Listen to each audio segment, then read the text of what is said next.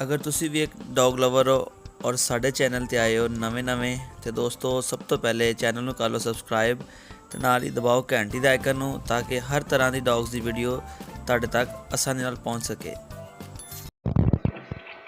सही नज़र आ रहा। लो जी डाबरमैन फीमेल नूं दुध पिला रहे हैं जी। ये अज अपने को मेहमान आ साडे को लैन आ रहे हैं।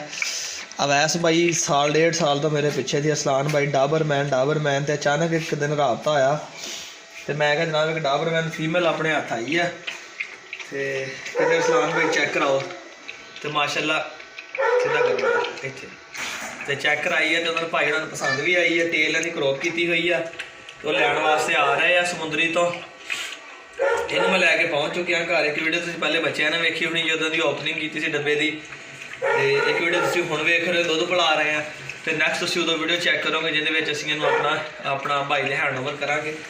दुध शुद्ध पिला के मैं डेरे लैके चला वा उधर ही आ जाएंगे उत्थे बैठांगे गपशप करांगे नाले वीडियो बनावांगे। तो यह जी तुहाडे सामने चैक कराओ उधर अगे आके यह माशाल्लाह दुध पिलाता जी इनू ठीक है। नीम गर्म जिहा दुध सी पहले इन्हूं मैं किचन च रखिया हीट दी ताकि सफ़र च आई है। तो जिन्हां दे वाल होण ना बच्चियां ते उन्हां दी एड्डी प्रॉब्लम नहीं होंदी तो जिन्हां दे वाल ना होण तो उन्होंने सर्दी ज़्यादा लगती है। दुध ने जिहड़ा पीना सी पी लिया तो यह तुसीं वेखो इन्दी अखां ते निशान होने हैं। कई दोस्त कहते हैं चश्मे कुत्ते नैश होंदे है बहरहाल ऐसी कोई गल नहीं होंदी कुछ नस्लों के उपर निशान होंदे है। देखते हैं जे दुध फिनिश कर जाए ठीक है नहीं तो इन्हूं बाहर छड्डीए ताकि पेशाब वगैरह कर लवे तो फिर इन्हूं असीं लैके चलने हैं। फिर इन्हूं बाहर ही छड्डने नीचे ना गिर जाए किते पास कर दे वीडियो।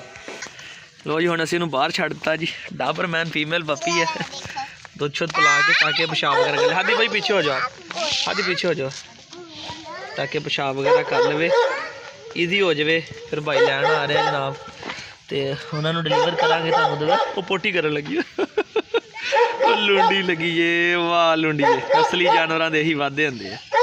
दुध शुद्ध पी के बाहर छड्डीए तो बाहर आ गए पोटी कर ली है जी। डाबरमैन फीमेल जी अवैस भाई ने सेल की है। ये साजिद भाई ने भेजी सानू अलीपुर चट्ठे तो छोटी है हले अगर क्यूट आ। ये रखवाली के हक च बहुत ज़्यादा तेज़ होंगे है बहुत एक्टिव होंगे है बच्चे। और पीछे करना उसे वो तो पीछे कर लिया।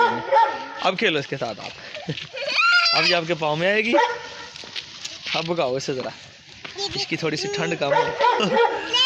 इधर ले आ जाओ। तो दोस्तों वीडियो को लाइक शेयर कमेंट जरूर करियो जो कि दोस्त अपने चैनल को नवा सबसक्राइब कर दे। मिलते हैं एक नवी वीडियो नाल फिर इजाजत दो फिर अल्लाह हाफिज़।